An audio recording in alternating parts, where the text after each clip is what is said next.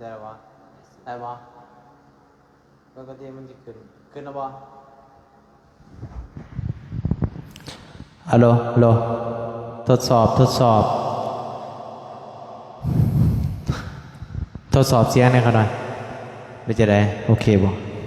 เดี๋ยวแป๊บหนึ่งเลยญาติโยมเด้อเป็นจะได้เสียงภาพสัตว์โอเคบ่ญาติโยมมื้อนี้มาไลฟ์สดกับพระอาจารย์อนุสิทธิ์แล้วก็พระอาจารย์บุญสู้เด็กญาติโยมผู้ใดเข้ามาแล้วก็ฝากกดไลค์กดแชร์เด้อเอาเพื่อว่าเป็นการศึกษาศิลปะกันหน่อยขอน้อมบ่ายแด่คุณพระศรีรัตนตรัยน้อมนมัสการพระมหาเถราจารย์พ่อแม่ครูอาจารย์เด้อขณะเด้อนักปราชญ์บัณฑิตแล้วก็เจริญพรญาติโยมวันนี้ขน้อยทั้ง3องค์เนาะมาโอรมมาตักทายสบายดีเนาะคนนั้นเนาะมาโอรมตักทายสบายดีก็คือมาเทศแลสู่ฟังญาติโยมคณะใหม่คณะอเจาะเสียงธรรมอาจารย์อนุสิทธิ์เพิ่นจังได๋เพิ่นมาค่ะหน่อยญาติโยมท่านใดที่อยากเบิ่งอยากเห็นเพิ่นเนาะพระอาจารย์อนุสิทธิ์น่ะเพิ่นนักเทศเสียงทองเดี๋ยวเจ้าหน้าเพิ่นสิเปิดโตลำดังดอกญาติโยมคำว่าแรกก็ฝากกดไลค์กดแชร์เพื่อบอกบุญเอาบุญน้ำกันนิมนต์ที่เขาหน่อยเป็นจะไดเบิ่งผู้แน่เขาหน่อยเบิ่งในภาพสัตว์โอเคบ่ญาติโยมถ้าว่าเสียงสัตว์ก็กดอีก1เด้อเสียงบ่สัตว์ก็กดอีก2ภาพหรือว่าภาพเสียงโอเคบ่ญาติโยมคันว่าภาพเสียงโอเคกดอีก1ให้แน่ญาติโยมกดอีก1แล้วก็ฝากกดได้กดแชร์พร้อมเลยเป็นจะได้เขาหน่อยเสียงโอเคป่ะเบิ่ง12คนเลยเอาคืนนี้บ่ได้บ่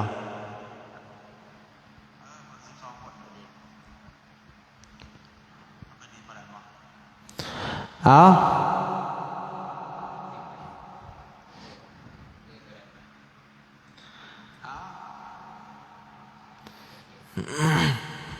นิมนต์ที่เขาหน่อยให้มื้อนี้มี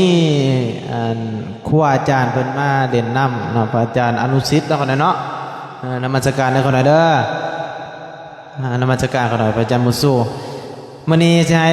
พระอาจารย์อนุสิทธิ์เพิ่นเปิดก่อนเนาะในเกี่ยวอ่านคอมเมนต์ก่อนที่เขาหน่อยอ่านคอมเมนต์ก่อนนะเอานิมนต์พระอาจารย์บุญสู้อ่านคอมเมนต์ก่อนเขาหน่อยบอกหนึ่งเป็นจะได้อ่านคอมเมนต์ได้เขาหน่อยเป็นจังไดเนาะออกตุนญาติโยมสุขสบายดีสุขีเจริญพรเนาะเสียงดังฟังชัดบ่ญาติโยมฝากคอมเมนต์ไว้เด้อเนาะคันเสียงดังฟังชัดกด1มาเนาะ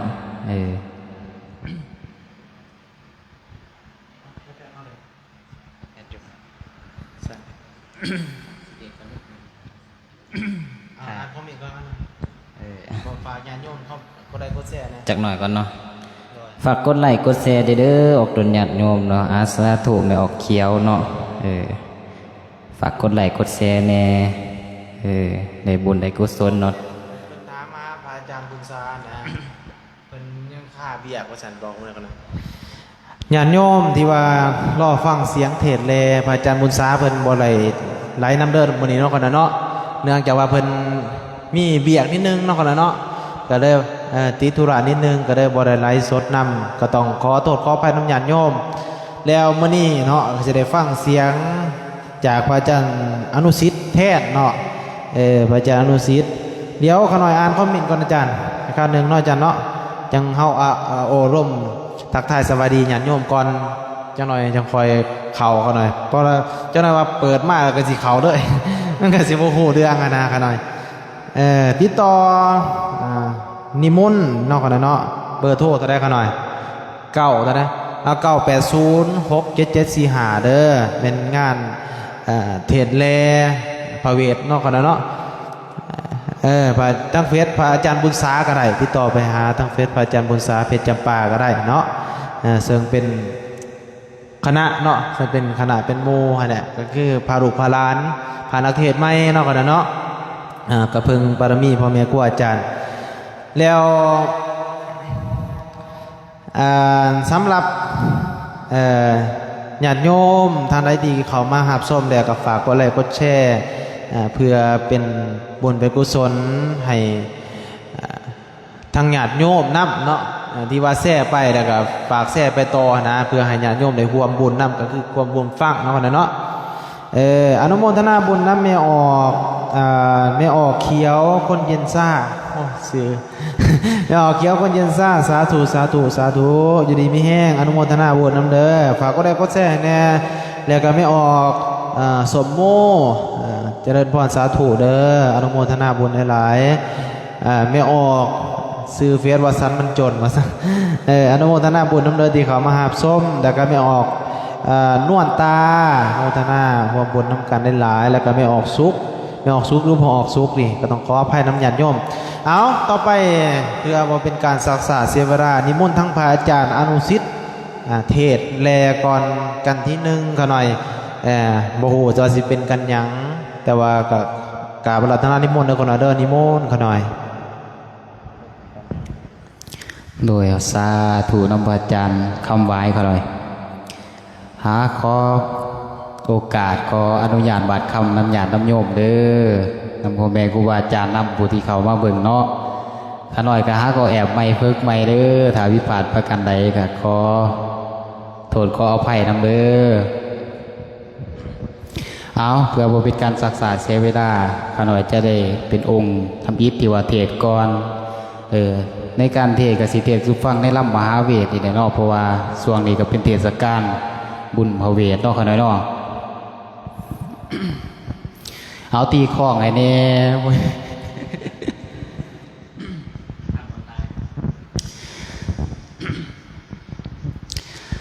นะโม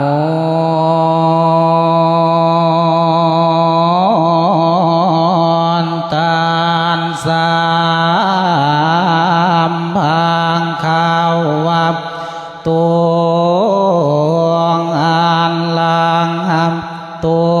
สัมมาสัมพุทธัสสะนะโมตัสสะภะคะวะโตอะระหะโตสัมมาสัมพุทธัสสะนะโมตัสสะภะคะวะโต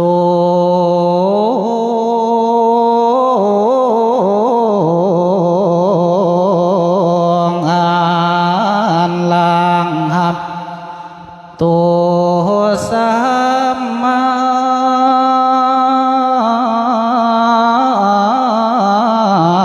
สัมพุทธัสสะ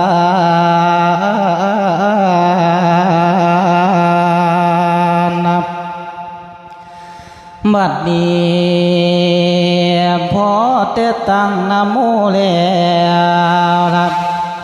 เทศนาสิได้ว่านะโมแปลว่าข้าวันท่าน้อมยกถวายนะก่อนสิบรรยายเรื่องขะไหนลำมหาเวทเทศในยุ่มพี่น้องในฟังแจ้งกุศลคุณพวกพ่อตาและแม่สนพวกทานทั้งหลายนะหญิงและสายที่รอฟังโดดนั่งเต็มศาลากวางนะโยมทั้งปวงอยากฟังเรื่องกระแสธรรมมวลสีมวลขอเชิญชวนจงยังคอยขันหูหน่อยมูขาโยมต่างใจฟังไปให้มอมกันในลำมหาเวท13กันไม่ใหญ่พากันฟังให้มันคักยาสินีไก่เวนนะถ้าจิตใจเฮามันบ่พันแปรไปทางไม่ถ้าจิตใจเลื่อมใสได้มาฟังบอนบานเทียมสิเว้าหลอกสู่ฟังนะ เดิมบันต้นเยี่ยมสิเว้านะจังว่าเริ่มบันต้นเยี่ยมสิเว้าจ่าเรื่องออกเป็นมาเทศนาให้โยมฟังให้เจือจำเมาเรื่องนะสาบสำเนียงก่อนเอกเสธรรมอยู่ในเรื่องคุณโยมเอ๋ยยาสิฟังตั้งแต่เสียงฟังสำเนียงวาดคอพญาน้อยสิไว้แถมนะบัดนี้ค่อยสิเว้าต่อเรื่องตามเรื่องคันในธรรมนะคันในธรรมสัมมาศาสนาเป็นเรื่องนะเทียมที่จับเอาขอในลำมหาวิทยการฟังเป็นขอสิขอแจ้งนะว่าก้าวก่อนนั้นนะศรัทธาอยู่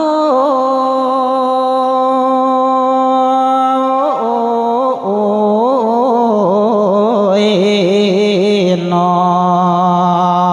นบัดนี้นำผู้ขาสิว่าบรรตนเอิ้นว่าทัศพลฟังเป็นก่อนตัวก่อนละว่ากันในวันนี้นะฟังเดือแถวโยมเจ้าทัศพรกันทีหนึ่งย้อนก้าวถึงนั่งพุทธดี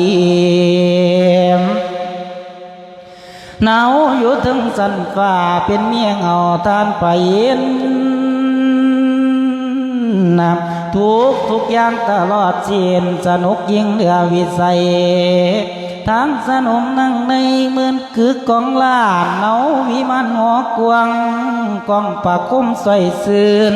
เสียงมันเด้งกึกคืนบ่มีมือสิงวำเงาสมกับชื่อว่าเจ้าเป็นเมียเอกองค์หญินตามสิกินสินอนบ่อยากแค้นพ่อน้อยนะมีคนคอยปากเขียนให้อาหารกินเป็นโยพระรับจันเกียนโคลาหอมกุมตัวทาลังนั่งอยู่ถึงตังอีสนมปันมีปาดพุนอาเมใหญ่เห็นกับบ่ได้กาดยุงกับบ่ได้ตอมนั่งอยู่ถึงมันตุ้มเถิงนะขันเนาอยู่ถึงสวรรค์ฟ้าเป็นเวลาหลอกนั้นยิงความเป็นจริงนิมิตเกิดแก่น้องบ่มีหูหลอกเมื่อฝันนำบุพผานิมิตว่านั้นในบอกเขตสาวสวรรค์ให้จุดตีลงมาเกิดภูมิไผ่พีมาเกิดในเมืองไตกำมีต้องใส่ศาสตร์พุทธรีนาดน้อยในมองเศร้าก้าวพระไทยนั่นละนาศรัทธาโย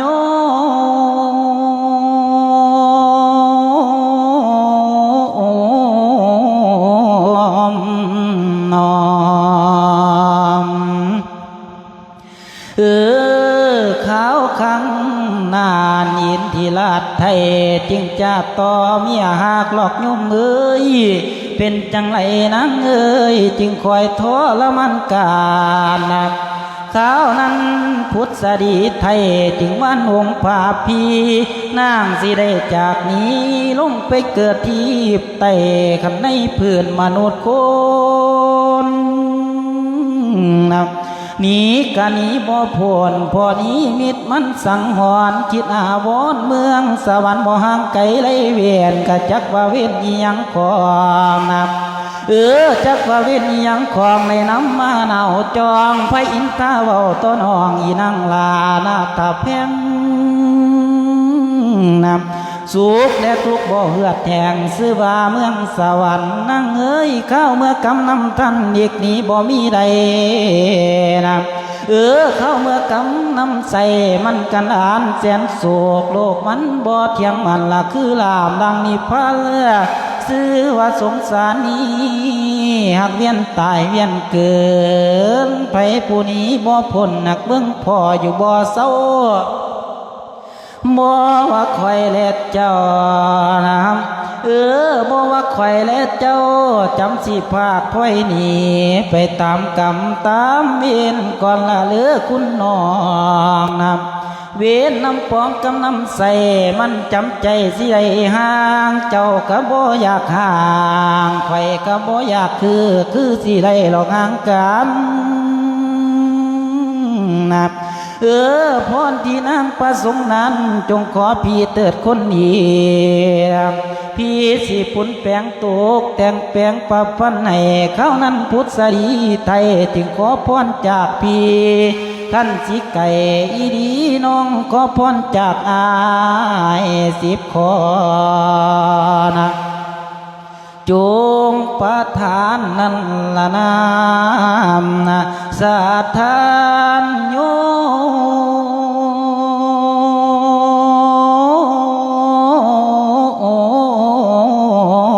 มน้อมจังว่าขอทีหนึ่งนานยามน้องไปเกิดกามเมืองมนุษย์ไก่ตาให้เกิดน้ำพระราชาผู้ยุดสูงคุ้มฟ้านะสีวิลาสาไทยน้ำมกรสันพอขอสองนอพานีเหนื่อยงามเหลื่อมว่าเกียมขำนะสองตากำไม่ดำปอดบอดีสุดปลุดยาปุ่นแปลงเอาอย่าได้มีหมองเศร้าขอ3พระโมริคิวขันธนุให้กำเกิงโกงเป็นสีคงนองให้งามล้นว่าดื่นคนละจังว่าขอที่สีนั้นให้ได้ซื้อพุทธสรีนะขอให้มีน้ำทัดว่าลังเดิมลาเขาสำหรับข้อที่5ขันนั่งมีบุตรตาขอให้ได้สายก่อนเป็นคนใจแก่กาพลาสร้างว่าแต่งบุญนะขอ6นั้นยามข้ามีลูกน้อยจนท้องแก่ขันยาตึงอย่าไล่นูนคือคนหมู่ภาษาเศร้าบานะขอ7นั้นย้ำข้ามีบุตรแดวนุ่มพานางอย่าไล่ย้อนเดี๋ยวอย่าไล่ละไล่คนคือลังสาวซ้ำหน่อยสมนามว่าลังหมาย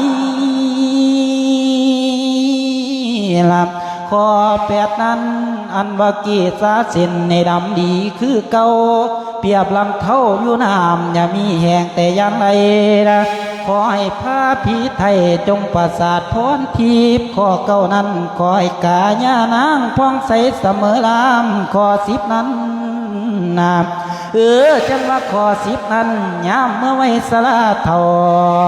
กายของเฮาให้คือเก่าคำแต่ไรที่น้องเบาให้ใส่เดือมหลอกลังหมายนะมีเมตตาต่อข่ายละโพดหมู่ฝูงสัตว์นี่ละพร10 ประการสิ่งที่นั่งขอตานะขอประทานน้ำหมายองค์เย็นพระเจ้าพี่10 ประการที่นั่งขอจงประทานต่อไทยขันสมโอนะว่าลังไม้นั่นละนา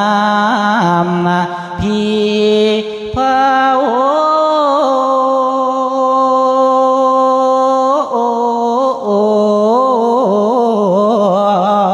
นอนนี่ละพรทัศพรกันนี้19เรื่องพระคาถาคุณโยมเอ้ยพ่อว่าจบพ่อดีสิไว้ลงกันนี้เอวังที่ตนขาอาตมาหยุดไว้ดับพักนี้สากลเอวังที่ตนขาอาตมาสิเศร้าพักไว้นี่ก่อนมุนอาจารย์เพิ่นสิเทศขึ้นสอนประวันไข่นะสิไว้ลงนั่นละเด้อละสาธาโย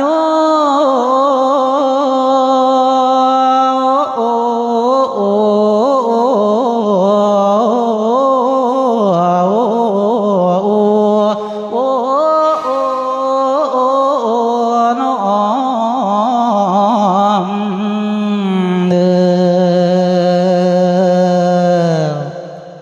ยจบเลย โอ้ยมวนก็ขอเอาไฟน้ำหยาดน้ำโยมได้ๆเด้อน้ำหนักปาดครูแม่ครูอาจารย์ที่เขามาหับมาส้มโอ้ยขอบคุณขอบใจเด้อฝากกดไลค์กดแชร์ด้วยขอหน่อยเด้อน้อมนมัสการครูบาอาจารย์ทุกอาจองค์ได้ขอหน่อยที่เขามาหับซุมมาฟังเอาบอกไปทั้งเจ้าของรายการเพิ่นขอหน่อย ว่าเราโอกาสต่อไปให้เพิ่นเทศสอนในกันได้ขอหน่อยสิเทศสอนนี่ให้พระอาจารย์บุญสู้เนาะกันได้ขอหน่อยหิมมาพานได้บ่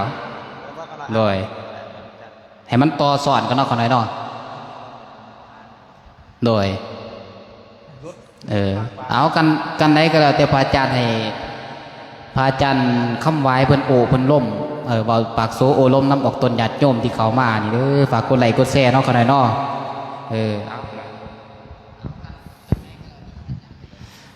เอาถือว่าฟังไปแล้วกันทำยิดมวนบ่ไม่ออกมวนบ่ขันมวนกระเทียมสมพานให้เพิ่นเด้อสมพานก้นไหลก็ได้หรือว่าสีโอนผ่านธนาคารพัฒนาลาวก็แล้วแต่ญาติโยม บ่ยอกว่าซั่นแหละญาติโยมถือว่าอุ้ยเบิ่งหลายเติบแล้วมื้อนี้นะมวนหลายค่ะน้อยมีงานมีการผู้ใดอยากมีมนต์อยากเอิ้นใช้ก็เจริญพรได้ก็ญาติโยมผู้ใดอยากนิมนต์เนาะค่ะเนาะติดต่องานก็เจริญพรติดต่อมาทั้ง Facebook พระอาจารย์บุญช้าเพชรจำปาก็ได้หรือว่าติดต่อมาทางอาตมาภาพก็ได้เนาะค่ะเนาะใน Facebook ของอาตมาภาพเด้อแล้วก็เบอร์โทรอาตมาภาพจะปักหมุดไว้เรียบร้อยแล้วหรือว่าญาติโยมท่านใดที่ยังบ่ทันฮู้แม่นงานยังแน่กันหน่อยครับงานสู่บ่ว่าสิเป็นสู่สมโพธิเนาะกันเนาะเทศสามธรรมาสเวสสันดรเรื่องพระเวสสันดรแล้วก็สู่สังฆาก็ครับเนาะกันเนาะสู่สังฆาแล้วก็เทศนิมนต์ค่ำนิมนต์ทั้งเบิดเนาะกันเนาะครับกินนิมนต์ทั้งเบิดเลยบ่ว่าสิเป็นเทศสามธรรมาสสู่สังฆาเนาะสู่สมโพธิเทศพระเวทเรื่องพระเวทเนาะคนเนาะหาเบิดเลยญาติโยมท่านใดดีอยากนิมนต์อยากคิดต่อก็จะเดินพรได้เอาต่อไปเพื่อบ่เป็นการศักษาเสียเวลาสินิมนต์ทั้งพระอาจารย์บุญสู้เพิ่นได้บัดนี้เทศต่อนักเทศเสียงทองเพิ่นให้เพิ่นเทศต่อเรื่องหิมพานต์บ่ขน่อยหิมพานต์หรือหิมพานต์ ดื่มได้ขนาดก็ได้มวนเนาะกันที่หนึ่งมวนหลายโอ้พระอาจารย์อนุสิทธิ์เสียงดีหลายเอานิมนต์เขาหน่อยนิมนต์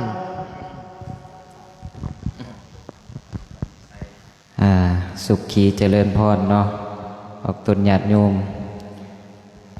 ทางพระอาจารย์อนุสิทธิ์เพิ่นเทศมวนเนาะอ่อนซ่อนเสียงเพิ่นเนาะออกตนญาติโยมเนาะ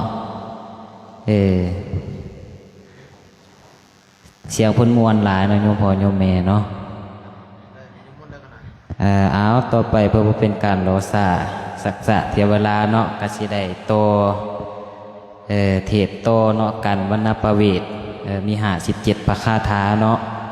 เอาเป็นจังใดมวลบ่มวลกะอดสาฟังนำกันเด้ออดสา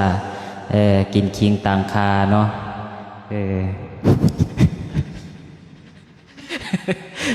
ขอโทษขออภัยด้วยเอาเลยได้เนาะบัดนี้พ่อเมื่อสุริโยเขื่อนบัวลาผ้าฟ้าไม่ลมพัดต้นดอกไม้กระจันโคน่ากินหอมน่าเหลียเห็นเมฆนั้นล้อมกะเลื่อนกลางหาวตุ้งถึงเข้าสิเดินไผกะภาควังอันเวียงไว้ส่วนเอานางมาที่ไทยกะบุตรตาโนสองอ่อนโคสะสานคุณซ้อนอาสาในหมู่มากับพังพร้อมว่าโลดล้างนา สิ่งโมนีบริจาคท่านโมนบอกแกนางมาทิ้งในเทียมตูอุ้มลูกลาเอ้ยให้นางอุ้มผู้น้อยคือนางนาดกันหาส่วนวาสาลีมพามผีพาองสิเอาอุ้มมาสีฟุ้มไฟน้ำส่วนลาท่านออกอังเลี้ยวขึ้นหลังกะบ่ได้น้ำตาย่อยว่าเงาลงในขานาข้างนานองค์พระวิตรจึงก้าวบอกเราเมียควานว่ามาเสีย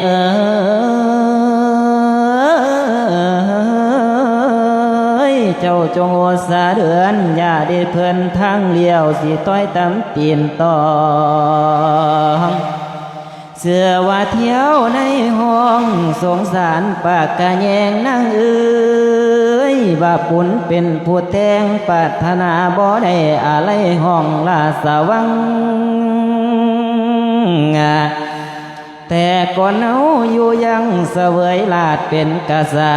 ตริย์บัดนี้เฮาพ่อยพาสิภาควังเลี้ยงไว้นะนางอย่ามัวเมายานการเดินทางสิหยุดย้อนมาสิเอ้ยหน่อยหนึ่งแดดสิฮ้อนตีนน้องสิเปื่อยพองนาห่วงพระเวทเว้าต่อน้องอ้อมปาลมขวานเขาเมื่อพ่อยเวียงวังให้เบิ่งกันทะลือน้องบุญพลาน้ำปองนะพงสีคืนนครเลดเหตุมันเป็นจังสีให้ค่อยสร้างห่วมพี่ใสนะอีกอันหนึ่งเดินนั่งเนื้อขันนางคิดอยากได้ประสบความสุขก็บ่ควรทำผัวก็ลงมาป่านนี้เสือว่าเคียนี้กวงภาษามันเดินยากปากหักเว้าจอยปากหักเว้าจอยสงสารหน่อยหน้าทาแพง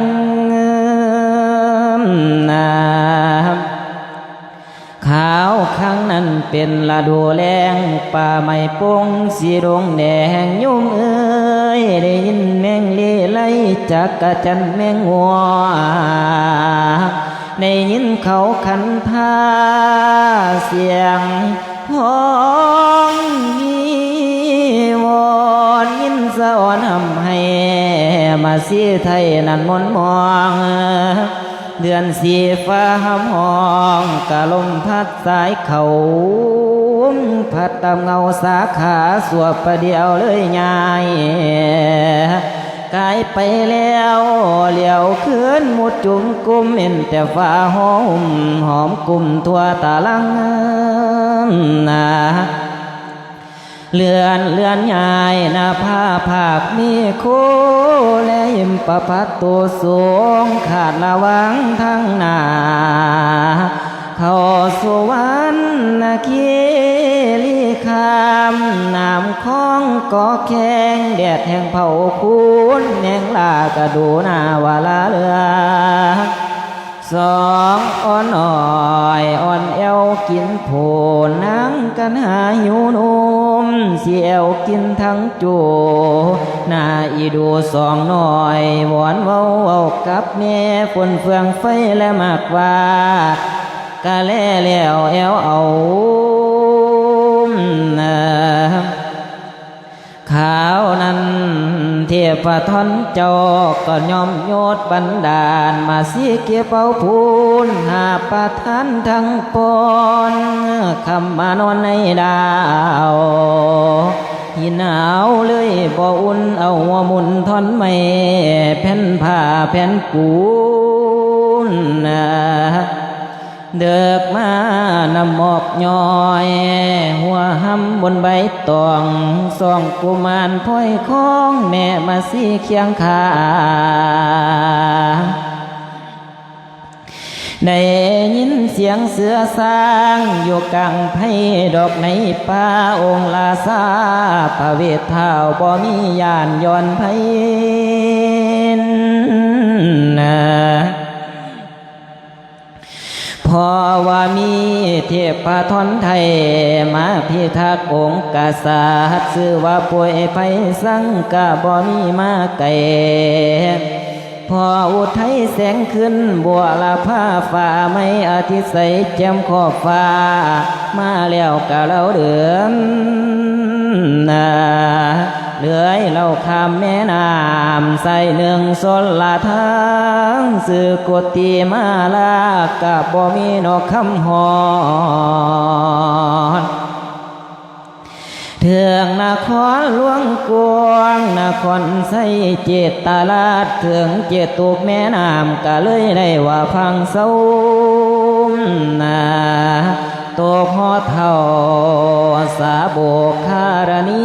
หมดจารินสัตสีกับผักเศร้าเพียงนายินบันดาลสาลาไว้ในเขาหิมะเวทโคมังพื้นแผ่นผ้ามีพร้อมว่าเครื่องสูงเสียดแล้วขึ้นหอลาดดาวเดิงเวสสันดรเลื่อนเถืองแปลกปะไทยทรงเยี่ยมเลี้ยวเห็นศาลาเลื่อมมุงดินติดประกาศเวสสันดรหูเรื่องก็เลยได้ว่าพังเศร้านาแล้วจึงบอกแก่เจ้าน้อยอ่อนนั่งมาเสียมว่ามาเสีย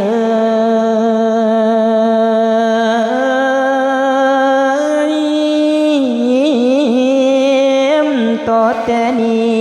พี่สิเป็นดาบนนั่งเป็นตาปะสีลีสินุ่งผู้มังผาพี่สิสัญญาไว้ให้นั่งจำโนจดจอกรรมกิเลสก็เกลือให้นั่งน้องนั่นละเสียเฮาสิบำเพ็ญสร้างปาลามีโนสู่ฟังเนาศาลาคุณลางกะละกามบ่คือเขานางหับเอาหมดแนวย่อประกอนกลมกาบสัญญาข้าหับไว้สิหมดทวนสู่ขบวนอีกอันหนึ่งปวกกะตีนั่งนั้นให้เข้าป่าหาหัวมันส่วนกันหาสาลีฝากภาษามีไว้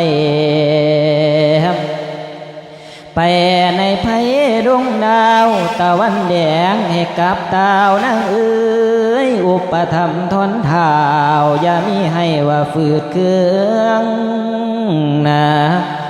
โอดสาเลียงลูกน้อยกับทั้งพ่อพาเลือสีล่วงมานานหลายเดือนก็บ่มีนอคำหอน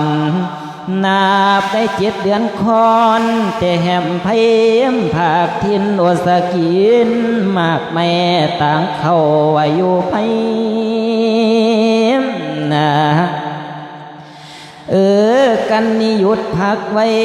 เอิ้นว่ากันนับประเวท57ภาคาถาเด้อหมู่ญาติพี่น้อ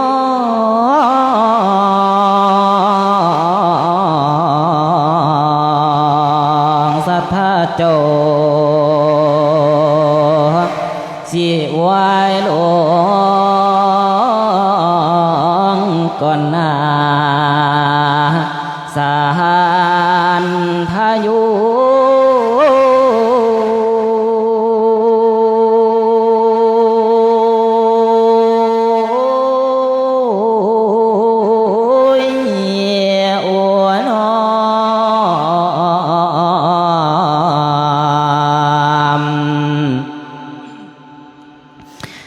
โอ้เกือบบร้อน เป็นจังได๋น้อออกตนญาติโยมเป็นตาฟังอยู่บ่เสียง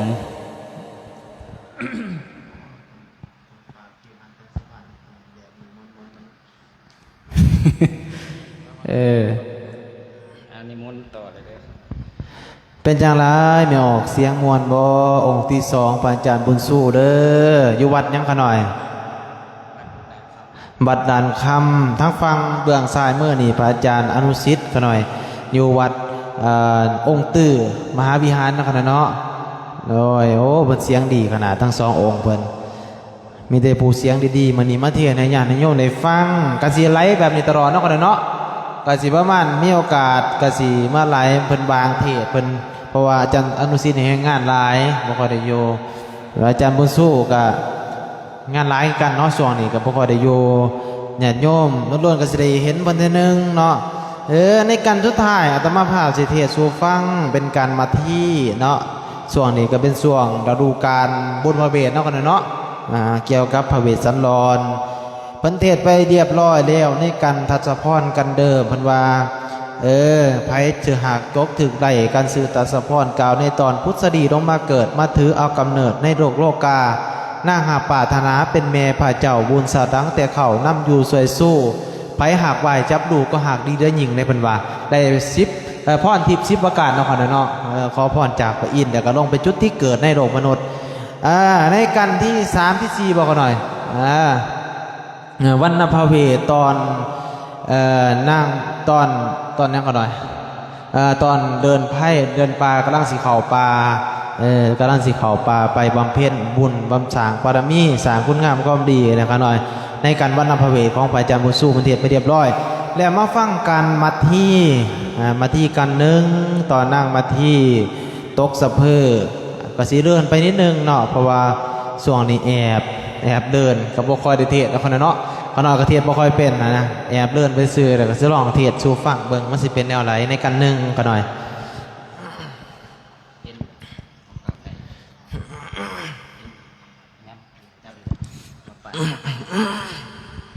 ปะตัก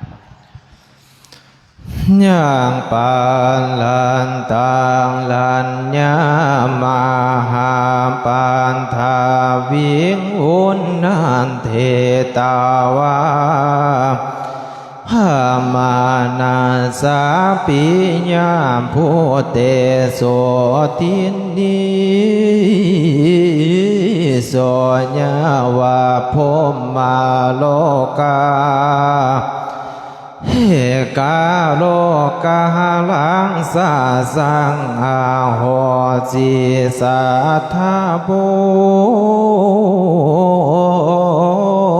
โลลาสาบริสัททั้งหลายย่างก็ละหาลังอันว่าเสียงก็ละหอนอันไลมาหา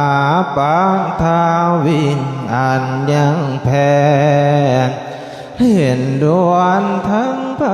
ญาลอยหลวงสุกานานโอนนาเทตาวาขอให้ห้องกองวันไหวไปมั่มปิญาปุเตสุในเมื่อภาลาสาบุตรหัวตามาสาเนหาลัญญาแห่งพระเวสสันตาลากาสานทินเนโสและให้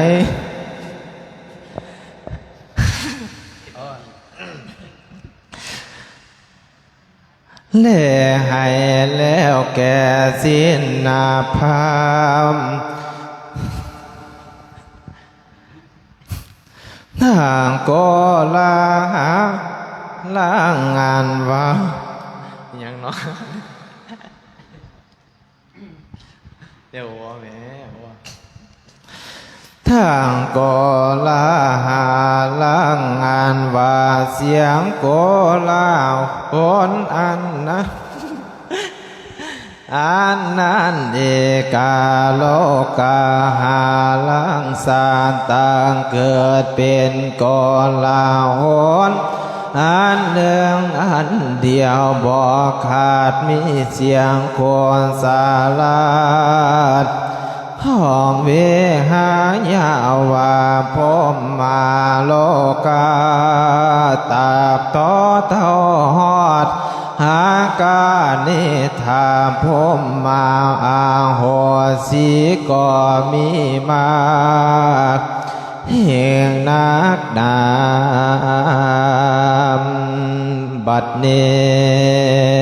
ตอนนี้นาน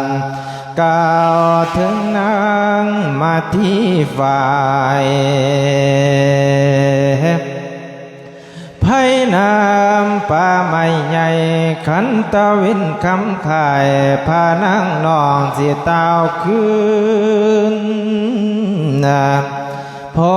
แต่มาหอดห้องเข้าหอมหอ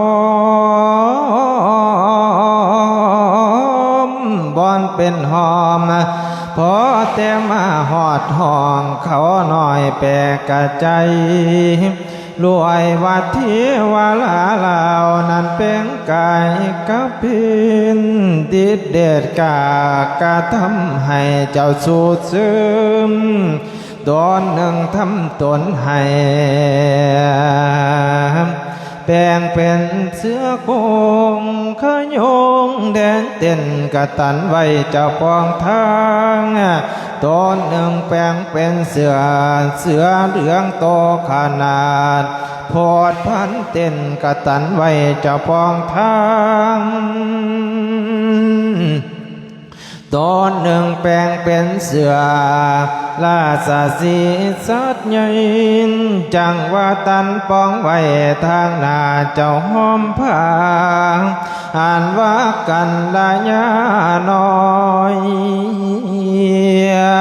ขันไม้อินกะยันสันโอ้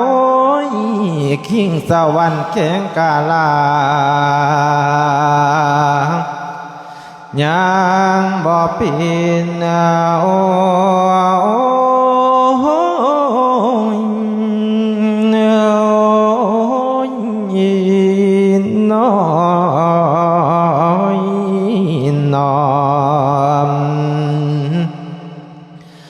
ตอนนั้นขนคิงคาหลอกผางตายตัวสั้นอันว่าพาเมเจ้าลืมเนื้อเจ้าลาโลจิตนางเคียดห่วงลาหน่อยอ่อนสองเสียโอ้ยคือกันอาสาดีที่อยู่คองคอยถามนั่งเจิงปองกาตามันไว้ได้เวียงบนก้มกาบาสาธุสาธุสาธุเลยโอ้ยขอให้พาพี่เวนขอให้พาพี่เว้นนี้ให้เจ้าปองทางโอ้พี่โอ้ยนั่งสิปันหมากไม่ให้ครึ่งหนึ่งกันเนี่ยลาซาสีก็ยังยืนตันทั้งบ่ให้นั่งไปลายเถิงว่านางสิวนไหวแสนที่ห้อยเล่าอันว่าเทพาทนเจ้าบ่มีให้ป้องสิไปจนตาเวียนคำขายเยี่ยงวายจวนสิโตสามสัตว์เดินบนบกได้ดีกหนีไปแล้วมาที่เจียวปานเลือจางเดินตามทางเฮียเปลียงแก้งว่าลูกตนเองสิคองคอยโยธาและเอาสารทุมหาบกระสือแลนดมมอมปาถึงศาลาของบุตรสีมาหาบโยวางทางกระจางจอยง้อยอาสมละงมเอิญเดินดวงมาเจ้าแคมป่าสาดีกันหาเมเจ้ามาหอดแดวคำแก้วเจ้าอยู่ใส่หรือแม่นพวกเจ้าไล่ เดือแม่นพวกเจ้าไล่กะลีสอนหัวโศกคำบือกบทองไหลแห่งเย็นเม็ดเงียบเสียงบ่ขานตานานั่งจึงไปทูลไหวสมภารโพธิลาชว่าพี่อันว่าโลกทั้งสองอ่อนหน่อยของข่อยกะเล่าให้ขอให้พาจงเกลือและบนปอดปานี่น้องทอนขอให้กู้หน้าภายไล่ใครควรคำเจงอ่านวางกลัวมันหน่อยทั้งสองสูญขาพี่เป็นเหตุด้วยอันไรแท้ให้รู้แต่นั้นโพธิสัตว์เจ้าบ่มีจาตันปาสงบโจนิ่งบ่มีเอื้อเจ้าอาฟังหันหลังโสบ่มีจาตันต่อพานังทูลเราซ้ำหลายครั้งกับบ่จานั่งกาโศกาลุยหลายประการเจ้าเต็งตึงโอ้ยโอ้ยโอ้ยถูกท้อฟ้าได้ก่อยกันเกือนกายโทรมานั่งแค้นพ่อปานตายล้อมโศกทั้งคิดถึงลูกหน่อยพ่อปานฝ่าเจ้าดันเตียงอันหนึ่งเลือเป็นหลังเขาหลวงกวางพาโสมินค้นคอมาลมทับเจ้าก็เลี้ยวลิ้นบ่ติงไล่แล้วต่อแต่วิวากเบื้องพ้อยภาคสิเป็นเสียมาเที่ยวทุนพวกขวนไล่ห้ามเพียนเขียนขอว่าพี่โอ้ยโอ้ยข้าชิโมดานาเมียนะข้าชิโมดานาเมียนเป็นผีเสียจากพระองค์แล้วขั้นบ่เห็นดูกหน่อยพานั่งน้องสวนสิตายเถิงแม่นั่งสิวนไหวแสนที่หอยเล่าอันว่าเทพพาทนเจ้าบ่มีให้ป้องสิไปกะทรงนิ่งบ่เตีงนั่งจึงฝ่าออกวิ่งแล่นนำห้อยดูตามสาพังหนองกะพองดูหลายหลอดนั่งจึงโบนอามอนเขาคำตะเว้นคำนางเตียนนั่งตำต้องต่อยกะทั้งห้องบาลูกมาเจ้าอย่าได้โยสาเลียปาโงสิกาดคำ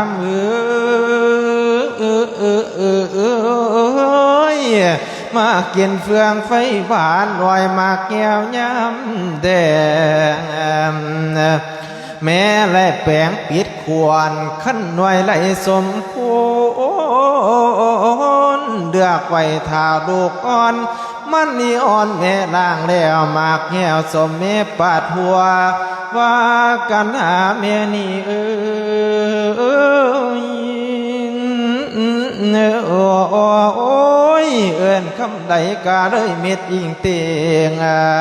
บ่มีสิ่งสิไขคาน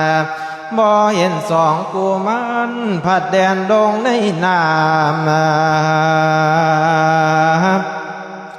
มาทีเลยลงคนโยสาสีตั้งหลายเหล่าว่างเงือกคาบเจ้าลงนำกระจุ่มโจมเปิดใบบัวแล้วกะก้มเปิดใบบัวแล้วกะก้มได้หมอบสองหาห้อยโดตามสะพังหนองกะบ่มีพ่อหน่อยกาบคืนมาทุนเจ้าสันหลอนพญาเบียดพัดหาเหตุใส่น้องจะเบาบ่เมียนคองว่านั่งรักเพียงโซอยู่ในป่าพญาทอนป่าเปิดปิดกามีบ่วางผัวกับบุตรนออ้อย กาบคืนมาพัดหาเรื่องฝ่ายนำตาหาดอกบางพองรู้ถูกอายดอกดื่มทิมอิ่มบ่พอนี่ละนอมาที่เอ้ยเพิ่นว่าสร้างเปิดไม่ไล่ป่าบ่หัวซา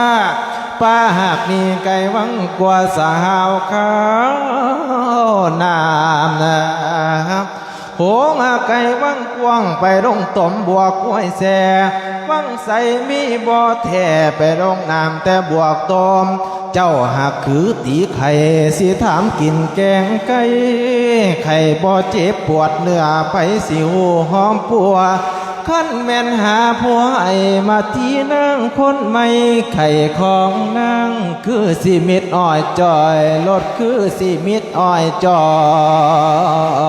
ยอย่าแก่บ่เอาเลย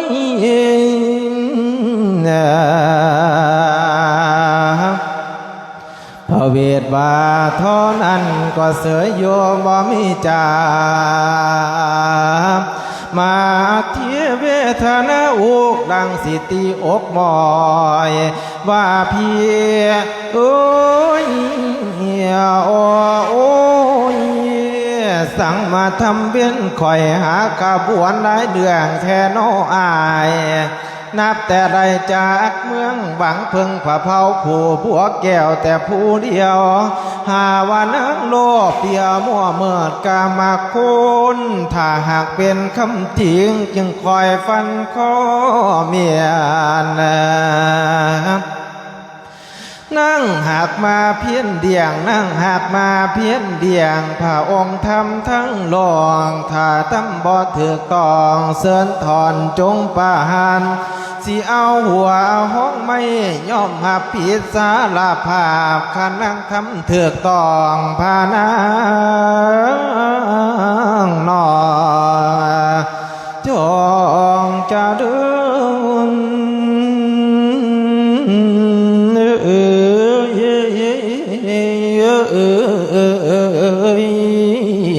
น้อ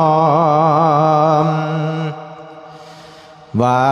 ท่อนั้นพระนางแลนนำห้อยในลงหลอนป่าไผ่พระน้อมใหม่ไผ่พระน้อมกว้างขี่มาผ่านมั่วเมิดมีโมสาตื่นเต่าตันเข่าละวางเข่ามีโมสากุณาเขาเจียวินแห่งวางฟงสานีเตือนเต้นตนไม่เตือนพระนางพระแม่เจ้าเลยโมป่าคุ้มนามคมคำคมไหลคอยขันไปหน้าแม่นเจ้าก็เป็นเส้นทั้งไก่15ยอดพระแม่เจ้าพระนี่ฝ่ายผู้เดียวเลยบ่เห็นสองลาบอันลาทั้งครัวมาที่โยบ่ไหลไก่ให้ห่างมานุ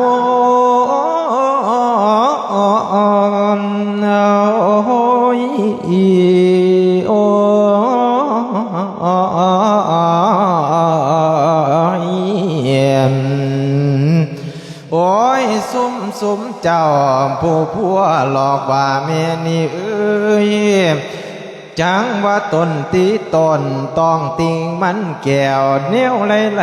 แม่ไหลหามาแล้วทั้งมันแก้วและมันเผือกว่าสิมาแจกหน่อยปันให้ทอกันอย่าพากันไปเรียนเลินเด่นสายมันสิเก่าสีราเสากันหาหน่อยข้ามบ่เพมตอนนั้นเห็นว่าบ่ได้เรื่องก็กลับสู่อาสมกลับไปทูลพาพี่สันหลอนเจ้าพากาเลยบ่เจ้าเว้าคำอันไหลจากอย่างจังว่านั่งหน้าตานขานได้กับบ่จาแต่นั้นกำสูญเสียตามาที่มั่วเมิดมาแล้วเห็นข้าวนิ่งดอกหน่อยกาเลยลมเจ้าเท้าลงเลยสลบลมเจ้าเป็นลมเท้าลาวดี นดงดินดินแดวแดวลมดงพุ่มหลอกไม่มาทีลามก็ท้าตายโอ้ยโอ้ยโอ้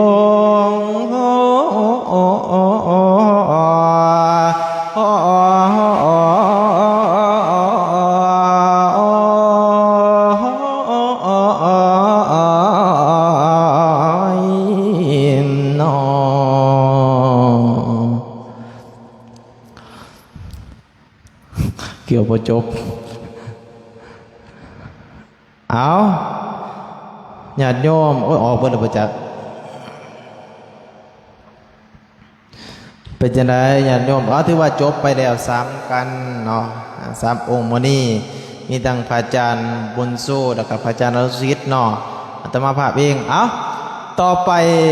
เอาอ่านก่อนที่เขาหน่อยอ่านก่อนจังหน่อยหนึงบ่สิเครียดเด้อเนี่ยขอมกขอบใจญาติโยมเบิดทุกคนเด้อ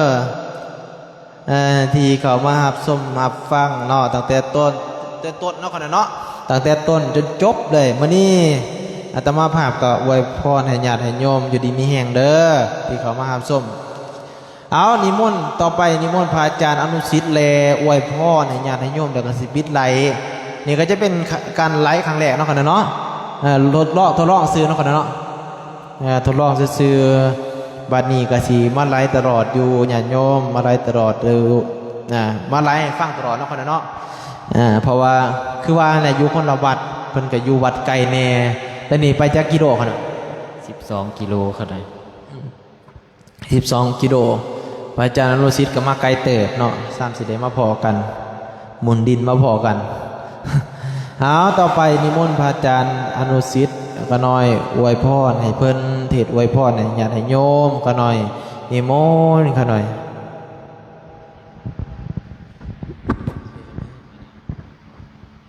ก็ยังหายไฟเบาท้าเขา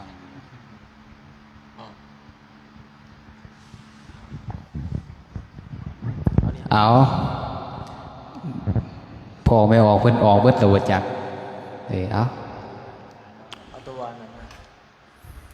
เอาก็สิอวยพรให้ญาติให้โยมทรงถ่ายเนาะคนหน่อยเนาะจักหน่อยหนึ่งกะเสียมลาพระจากลงไหลไปเลยหลังจากอวยพรแล้วโอกาสหน้าก็บอกกันใหม่เอาฟังก่อนเนาะอวยพรให้ญาติให้โยมหน่อยหนึ่งบัดนี้เอาละโนบัดนี้ละสิเลยอวยพรหยุดคำก่อนกระแสเสียงไว้แต่พอเพียงนี้ละคุณความดีที่เจ้าสร้างบ่ได้วางพุทธศาสตร์ใจสะอาดป้องแผ่วเลยแผ่วทางป้องทั้งนำฐานะไม่ไกลสร้างตั้งแต่งแปลงตัวเสียละไม่ก็โยกเลยหับเอาขันเอาอย่างนักภาวนาไม่ต่างจิตตั้งปานุมนอบนับว่าสอบยิ่งแนวดีทวนสู่ขบวนนำทำได้ดีด่วนใจเจ้ามวลในธรรมกุศลกรรมบ่ไลวังให้ห่างไกลพอดีนะจังว่าในมือนี้ก็จังว่าดีล้นเป็นมงคนนั้นลำเดิดใจประเสริฐจังสีบ่มีมองสีบนหมองนะคุณความดีที่พี่น้องพ่อและแม่ก็ทำมาที่ว่าลายดิ่งเห็นในพระโมทนาลอยเทพในเขาในวัยน้องเมืองเจ้าภูมิทีทรณีเทพไทยเห็นอ่วมขบวนนำสิ่งศักดิ์สิทธิ์ตลอดด่วนสากลโลกให้ดิ่งเห็นแน่เนื้อ เป็นสักขีพยานบุญแก่ผู้ฟังทั้งขายโยมทั้งหลายในวันนี้ทำความดีอย่าสูญเป่าอำนาจองค์พุทธเจ้าความเศร้าให้ห่างหายนะทำมาปัดสิ่งหายให้ห่างไกลหนีละพระสงฆ์ดีที่ทรงคุณให้แผ่บุญหนุนอยู่นะให้บุญสู้บุญซ้อนอย่าอาทรหอนเฮงสุขเกิดเองพอสร้างกุศลไว้มากมีลำผลจากทานวานีก็มีมากอักโคนะคือกิตติสัตโตชื่อเสียงกะลังกองนะวิสาโหตกไปห่วงนะวิสาละทูตกไปห่วงแดนใดก็แล้วยาใจสิแข็งแกงกาสีนาสีซื่นใสนะปีโยมนาโพนี่นานไผกะก้าวสรรเสริญเด้อโยมเด้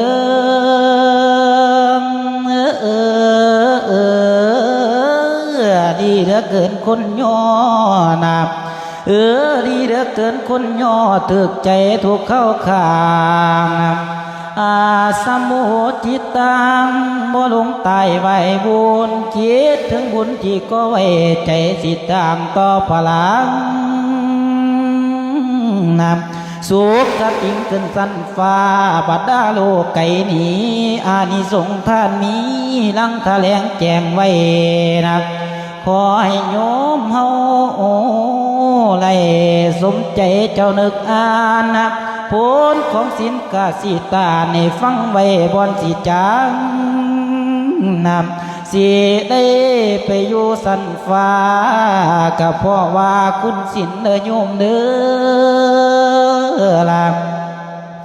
โยมผู้ที่มีผู้ขาทราบกับพ่อศีลโดยแท้นะจากต้องไปนิพพานแท้คันมีศีลสิ้นกิเลสเพื่อพ้นเทศบอกไว้พระพุทธเทศบอกไว้จังสี่ผลนี้เกิดล้อมนะภาวนาให้พังพร้อมสิบอกบงอานิสงส์สิเกิดคุณมหาศาลกิเลสไข้หายสิ้นนะพระมุนีตัดไว้เทศนาตลอดทั่วตลอดปียะเลยมัวอย่ามองคำว่าตำต่อยละอย่าเลยตกตำต้อยให้เรื่องวงสงสารเด้อแม่เนื้อไปทางไหนโกนนักอย่าสิมีไผตองนะขอให้เงินทองล้วนอย่าอึดจนหาง่ายสุขกายใจให้ครบถ้วนม้วนพร้อมกุศลเนียวนะใจสิใสลังแก้วไก่พองนวลสีรังใจให้ใสลังแก้วไก่ให้พองนวลสีตลอดปีกเกษมสารเบิดบางโอลาดวงนะขอหวังลุงเอาไว้พ้นพระไตรสารแพ่ขอให้โยมทุกท่านเสถียรมานะเหมือนวัดสานันดาเดือสัทธาโย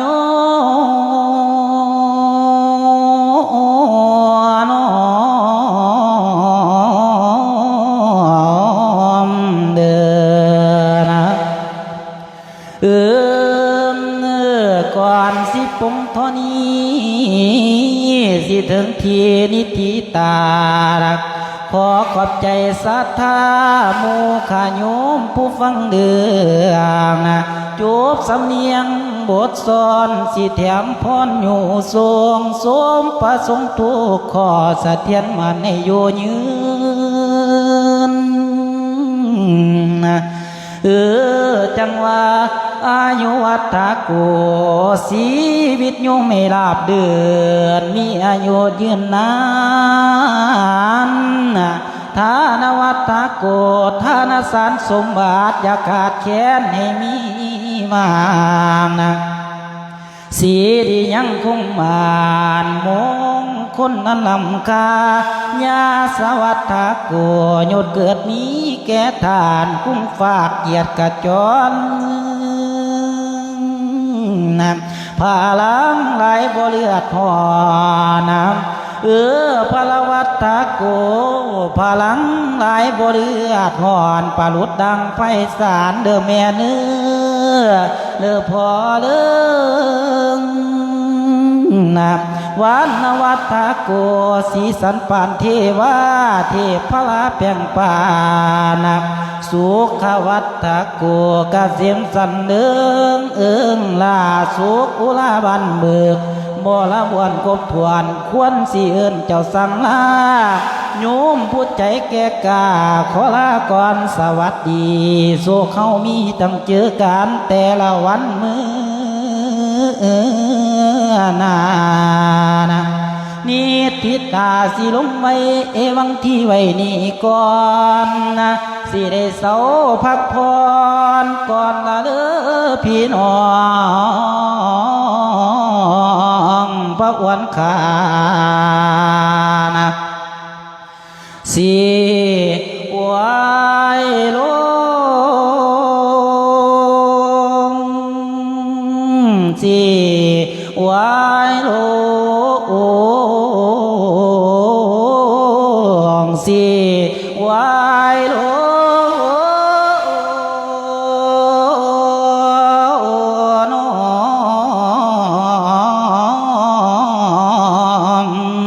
เด้อสาธุเอากะสิขอเอวังลงไปเท่านี้เนาะค่ะเนาะสุดท้ายท้ายสุดก็ขอกันหน่อยพระลูกพระหลานทั้งสามอาจสามองค์กสิขออำนวยอวยพรก็ขออำนวยอวยไส้แด่พ่อแม่ครูบาอาจารย์เนาะค่ะหน่อยผู้ที่มาหับชมมาฟังถ้าว่าผิดพลาดประการใดก็ขออโหสินำหนักปราชญ์พ่อแม่ครูบาอาจารย์และก็ขอบอกขอบใจพ่อญาติแม่โยมที่เขามาให้กำลังจิตตั้งใจโดยพาลูกพาหลานเป็นการกดไลค์กดแชร์เขามาคอมเมนต์เพื่อให้กำลังจิตกำลังใจก็ดีเนาะก็ขอให้จงมีแต่ความสุขความเจริญอายุมั่นขวัญยืนสุขภาพแข็งแรงเจริญไปบ่อยปีปาพรไส้สีประการกล่าวคืออายุวันละสุขาภละทุกทิอาทุกองค์ทุกทิพาราติการทุกอาทุกองค์ทุกทานทุกคนด้วยเถิดเอาสาธุค่ะด้วยไว้พอเองลูกพิรายการเองเป็นกำลังปินไหลนะสาธุกดอันนั้นสำเร็จกันหน่อยสำเร็จโอ้ย